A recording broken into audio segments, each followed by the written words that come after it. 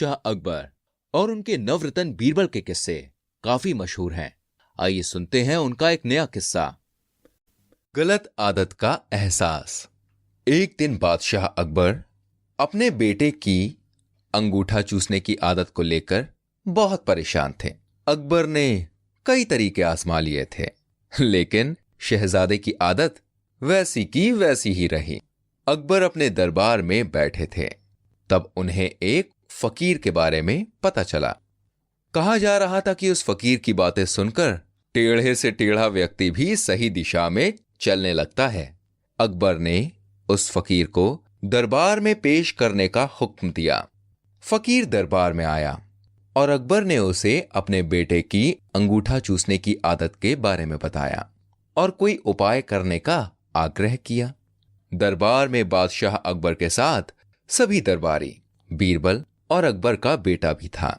फकीर ने थोड़ी देर सोचा और फिर कहा कि वो कुछ दिन के बाद आएगा, और वो ये कहकर वहां से चला गया।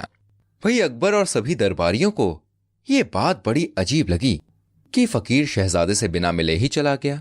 कुछ दिन के बाद फकीर दोबारा से दरबार में आया और शहजादे को प्यार से मुंह में अंगूठा लेने से मना किया।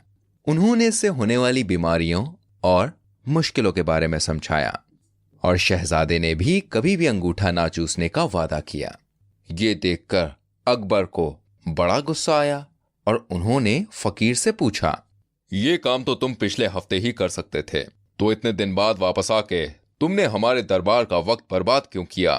भाई बाकी के सभी दरबारियों ने भी नाराजगी व्यक्त की और अकबर से कहा कि फकीर को तो सजा मिलनी चाहिए क्योंकि इसने दरबार की तौहीन की है। अकबर ने अपना मन बना लिया कि वो फकीर को इस बदतमीजी की सजा जरूर देंगे।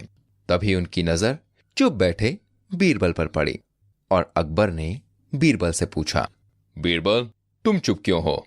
तुम बताओ कि इस फकीर की क्या सजा होनी चाहिए?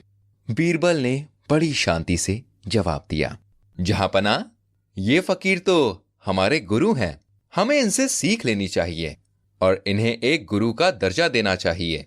भाई बीरबल की बात सुन के अकबर को और गुस्सा आने लगा और उन्होंने बीरबल को चेतावनी देते हुए कहा कि वो उनकी और बाकी सभी दरबारियों की तौहीन कर रहे हैं।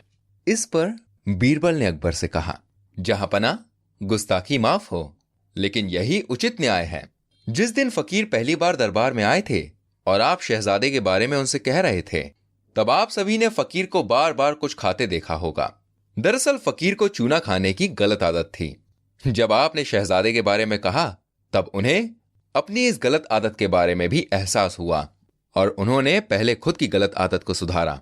और इस बार जब फकीर आए, तब उन्होंने एक बार भी चूने की डिबिया को हाथ नहीं लगाया। भाई ये बात सुनकर अकबर और सभी दरबारियों को अपनी गलती समझ आई और सभी ने फकीर का खूब आदर और सम्मान किया। तो दोस्तों, इस फकीर की तरह हमें भी दूसरों को ज्ञान देने से पहले खुद की कमियों को सुधारना चाहिए और सही उदाहरण पेश करना चाहिए। तभी हम दूसरों को सही रास्ता दिखाने के काबिल बन सकते हैं।